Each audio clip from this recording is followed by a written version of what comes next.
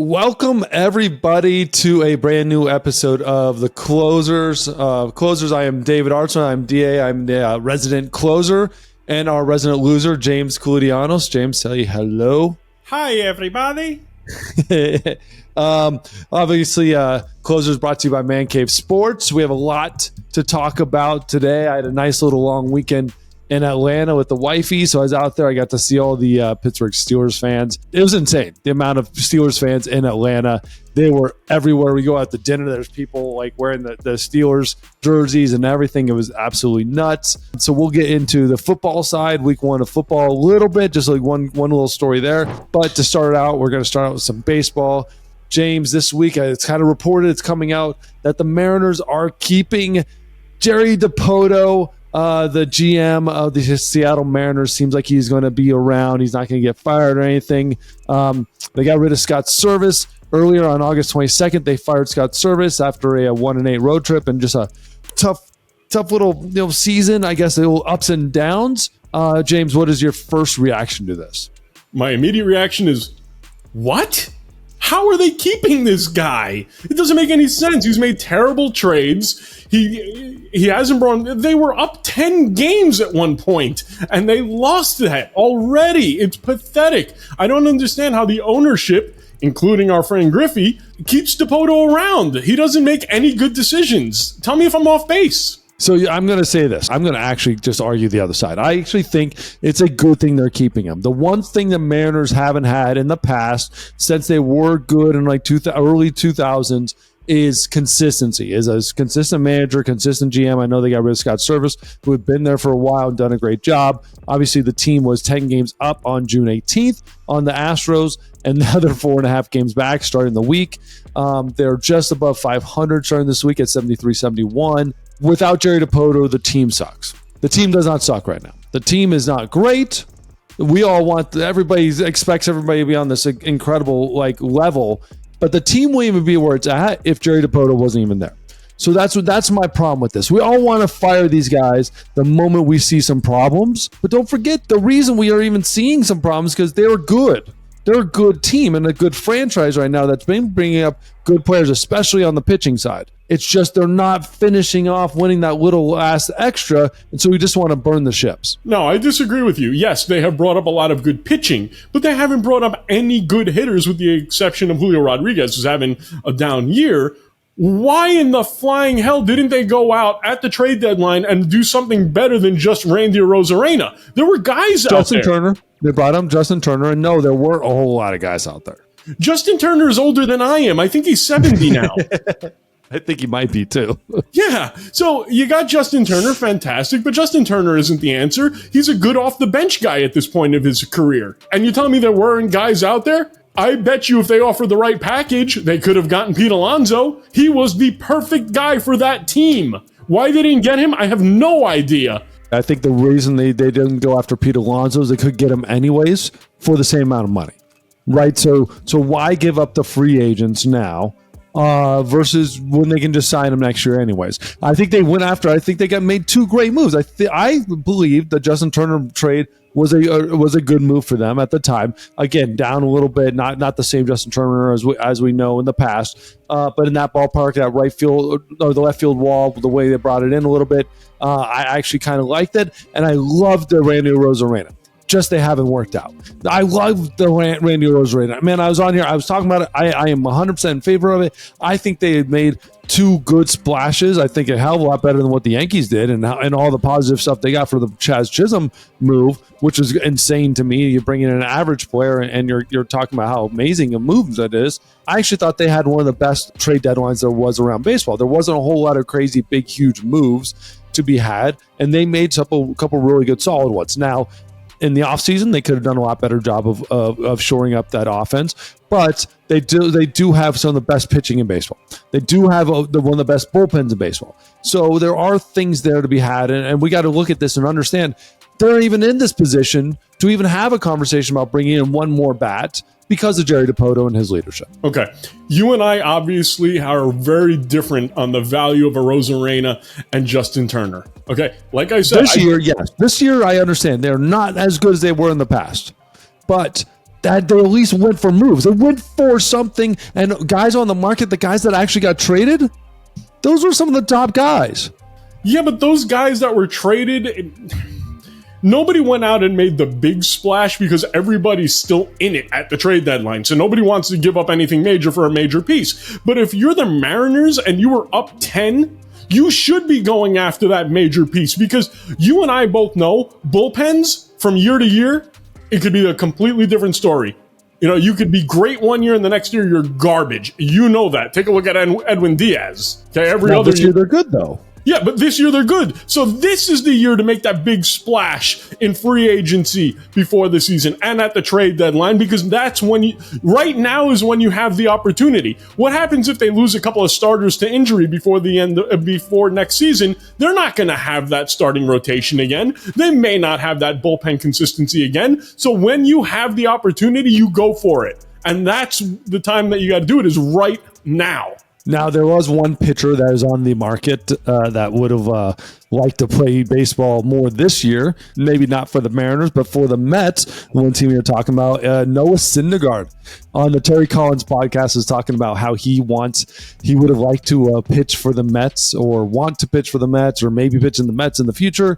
He was telling TC how he wants to keep pitching. Is there any chance you take Noah Syndergaard?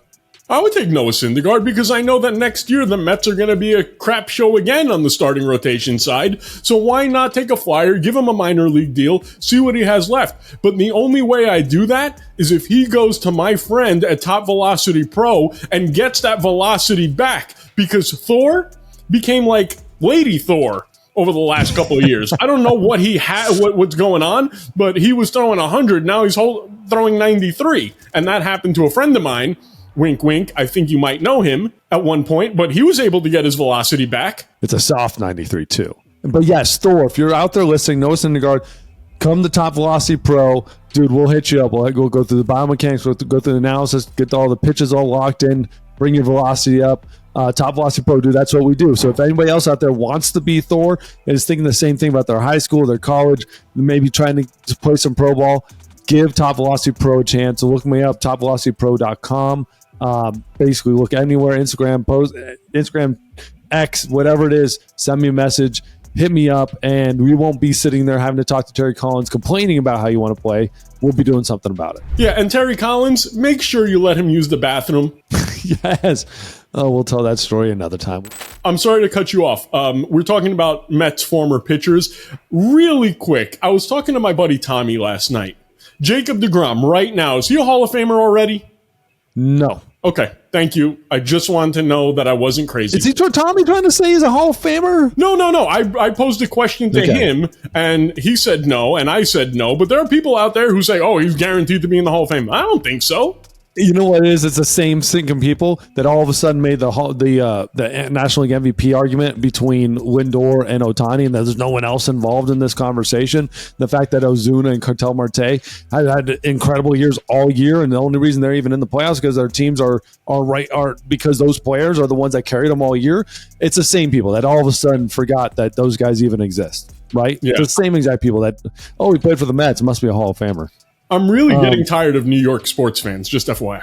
Hey, welcome to the rest of the country, right? We've noticed it for a long time. This is why we hate the East Coast bias, because New York sports fans. But what I was talking about earlier, being in the trash, being in the toilet, and not being able to get your business done. Somebody who has been in the toilet for a little bit now, Deshaun Watson, not really the best of starts against the Cowboys. Obviously, the Cowboys are a good team. Cowboys are a real legit team, but Deshaun Watson went out there and just had an absolute dud, 168 yards, touchdown, a couple of interceptions, a whole bunch of sacks, a whole bunch of incomplete passes. He set a record for the only quarterback of all time. There's 1,752 different occurrences of quarterbacks tried to attempt at least 10 passes of 15 yards or more. Okay, so 10 attempts of 15 yards or more, and never completed one of those passes. Sounds like the Jets quarterback play. Jets wouldn't even try it. They wouldn't have gotten the pass off. They wouldn't be like, oh, I think he might have been going for a 15-yarder, but he got hit before he threw it. So he did not have a good start. 0 for 4 over 20 yards down the field, 3 for 12 for under pressure. Just really bad start. He is getting torn apart for that contract and being paid the highest paid quarterback in football history for a long time, $230 million. And the Texans got basically every draft pick of the Browns' future in that trade. It is getting torn apart. But James, I'm going to ask you this straight up. Is it rightfully so?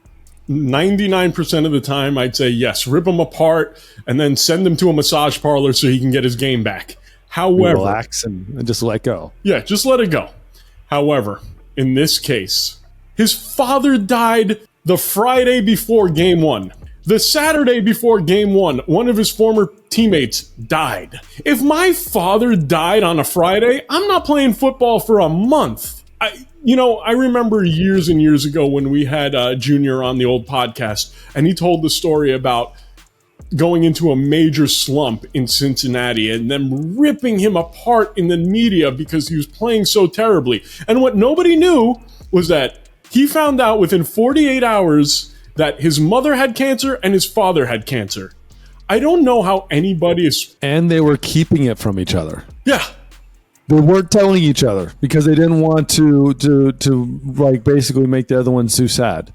Yeah, and yeah, that was a tough one. And the media was destroying him, not knowing anything was going on. In this case, we know that this guy had losses. So why not take it easy on him? Where are his teammates? Where is the PR telling everybody, guys, he didn't play well, but his father died on Friday? DA, what would happen if your father died on Friday and you had to pitch on a Sunday? Well, that would be absolutely devastating, right? It would be a total loss. Now, let's do this. Say this. We have to make sure this is very clear, James. I don't even know if you know this. It is as an estranged father. So he has talked very publicly as how he basically has had no relationship with him for a long time. But again, it still hits you different. Like that's something you've probably wanted a relationship for a long time. He was raised by his mother. Has been very vocal about how his mom was basically everything to him. But you still can feel it. It still hurts, and you know what it is? It's that whatever you've always wanted, you can never get because now he's gone. And then you lost his teammate DeAndre Overton, 26 years old, lost his teammate on that Saturday. I'm sure a lot of other players lost them. I'm sure plenty of guys had played with DeAndre. But it's a lot.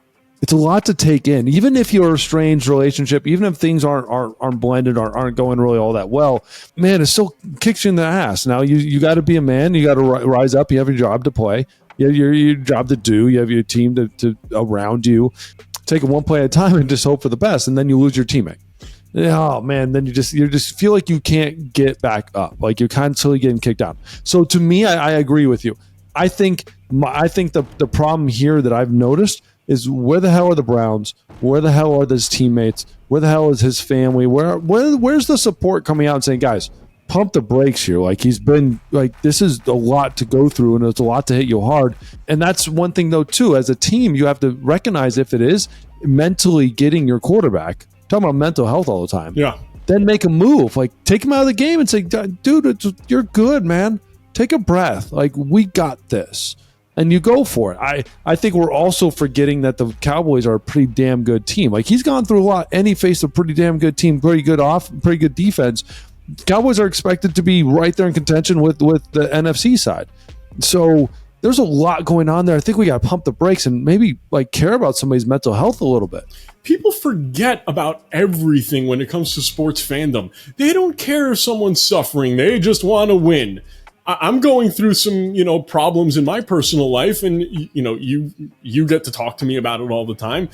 It affects you. It doesn't matter what business you're in, whether you own a restaurant or you're a professional pitcher or a quarterback or whatever. If you're having problems in your personal life, you are not going to play or work the same way. I'm sorry. We're human beings. So this guy, although I don't think he's very good, and I think he flushed his career down the toilet by getting one too many rub and tugs, you still got a feel for the guy. We all want to put these guys on pedestals and forget we're humans.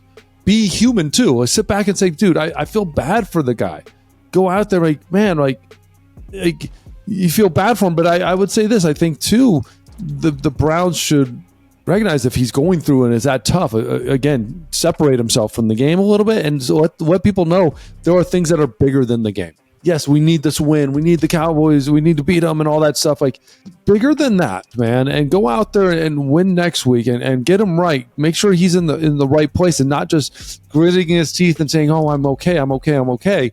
That's the whole point, is like recognizing that and saying, no, like, are you really okay? Let's talk. And seeing where the man is and stepping up around him as men, as humans. But that does lead me to the next topic, which is a very tough one to talk about. Well, hold on one second. I want to bring something up, though, because we're talking about athletes. We're talking about fathers. I actually had a really interesting conversation with my father yesterday. Yeah. He said to me, I got a Facebook friend request from your friend. Who's that? The bald one. I'm like, Dad, I know a lot of bald people. Like, you know the one that play baseball, that do the podcast with you. I'm like, you talking about David? Yes. I'm like, you couldn't just say David. It's got to be the bald one. Are you insulted, David? The bald one. Yeah, of course. That's the one I get. This is the bald one. Yeah. Are you insulted by George? No, of course not, Georgie boy. Of course not. Dad, if you're watching, his name is David. He's not the bald one. Anyway, sorry. I had to bring that up. Yes. Georgia boy, the man, the myth, the legend. James's dad, George, is great. Great guy, great man. Another great man, my ex-college coach, Wayne Graham. My Rice coach passed away this last week. One of the best, one of the great ones out there. I'm going to throw some stats at you, throw some numbers at you, which were just ridiculous. He was 1,173 wins and 528 losses at Rice. He took the job in 1992. At that time, 79 years. The program had been around for 79 years. And they never once had won a conference title, and they only had 7 winning seasons, okay? So think about that, 79 years and 7 winning seasons. The dude takes over and never had a losing season until his last one. The very last year was his last losing season, right? Wow. He had 20 consecutive conference championships. 20 consecutives. We'd never won one. He had 20 consecutive at that point. We made 23 consecutive playoff appearances, 7 times in the College World Series. We won the national championship in 2003. That was the team I was on. And it's the only national championship of Rice in 91 years. Okay? A couple more things, right? He never had a losing season in high school or college until his last year. This is not even counting what he did in junior college. Okay, so he took over junior college, San Jacinto State in Texas. They were 675 and 113 record. 675 and 113. He won 5 national championships, and he was 5 times coach of the year.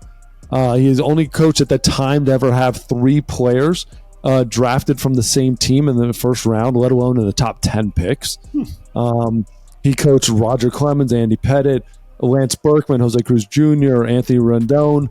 And let's not forget, Anthony Rendon once was like the actually best baseball player in baseball, best third baseman in baseball at one point. Maybe not the same Rendon now. Like, he was actually really good when he was winning a World Series. And he was my coach, man. He changed me, changed my life, changed me forever as a coach, as a man. He changed me. And so he made me a lot better baseball player, made me a lot better man. I had learned so much from him about grit, about toughness, about not accepting who you are, not accepting just that you're there, and wanting to be a better baseball player, just for the plain fact of yourself, to be a better baseball player. Like, expect every single day to do more. Wayne Graham was an incredible coach, an incredible leader of men, and baseball lost a great one last week.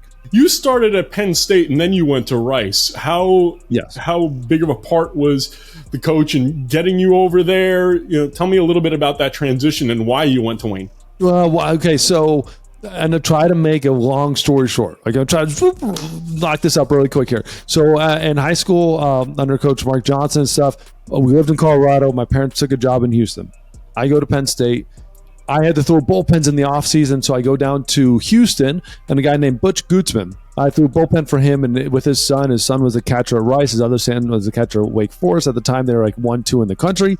And you remember Butch shows just told me, what are you doing at Penn State? Like, there's other schools out there a lot better. I think you could be anywhere you wanted to be. And I said, man, I love Penn State, yada, yada, yada. We'll get back to Penn State. Season starts going. I started seeing the holes. I started realizing the program, I was not going to be a better baseball player. And I told my parents, maybe get the word out there, because back then there's no portal. There's no way other than like kind of talking through friends. But get the word out there, however, whatever you want to talk about, just go for it. That I would like to transfer, but I'd like to learn, see about everybody first. Wayne Graham, his assistant coach was Coach Taylor. Just blanking on the first name right now. Coach Taylor's brother was Randy Taylor, was a scout for the Rangers. We go to Big Ten tournament. I'm pitching against Ohio State. Sorry, we're playing against Ohio State. Rained out the first inning. The next day, they just said, instead of going to number 2, number 3, or number 4 guy, whatever, they start me. I throw 8 innings, shutout, strike out Nick Swisher 3 times right before he gets drafted by the A's.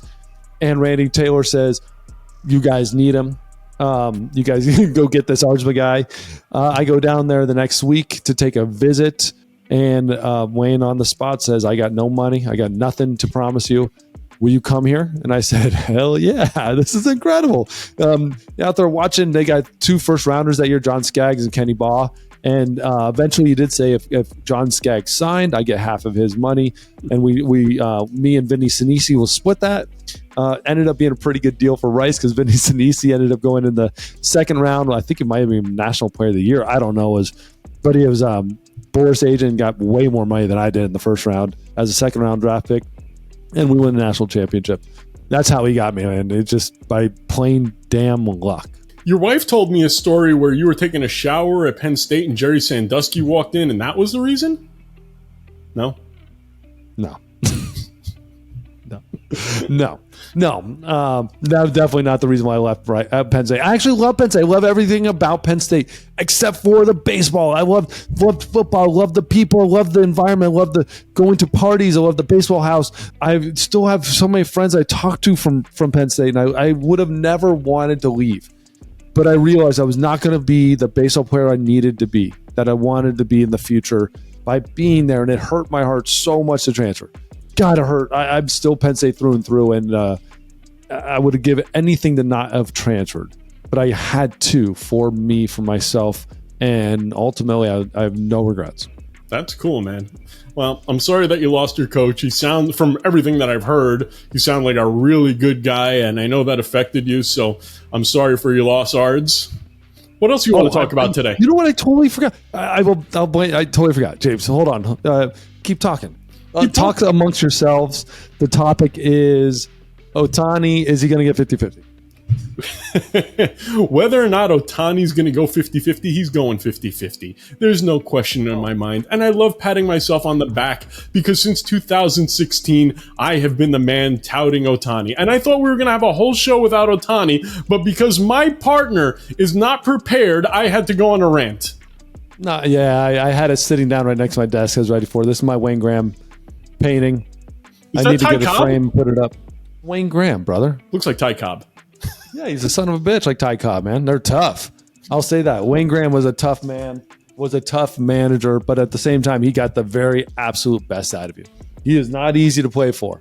And that made me such a better player because of that. Was he the toughest manager to play under out of all the guys that you've had in your career? Ooh, that's a great question. Yes. His expectation of your everyday was tough. And I never had a manager, when you win, be so tough on you because his expectation was so much above that. The expectation wasn't the win and the loss. The expectation was you every single day, your actions and your thought process and your belief system. And so you beat a team by 20, it didn't matter, man. You lose by 20. It was who were you that day? How did you act? How did you treat? How did you prepare? It was absolutely perfect. Now there are other managers that are tough in other ways, but he was also very vocal. I mean, but I'll never forget when we won the national championship and he gave me a hug and told me couldn't have done this without me.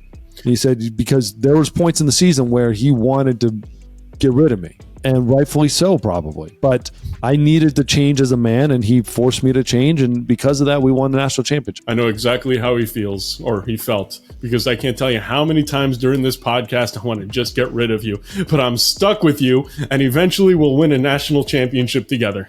Yes, and but we won't do it. We won't be able to do it without you guys out there. So make sure you like this. Make sure you send out to all your friends, your family, to let us know what you think about the show. Throw comments on there, the likes out there, links, whatever you got to do. Tell people. Tell us why you think James is like the worst in the absolute world, and why I'm so great. So thank you so much, and have a great one.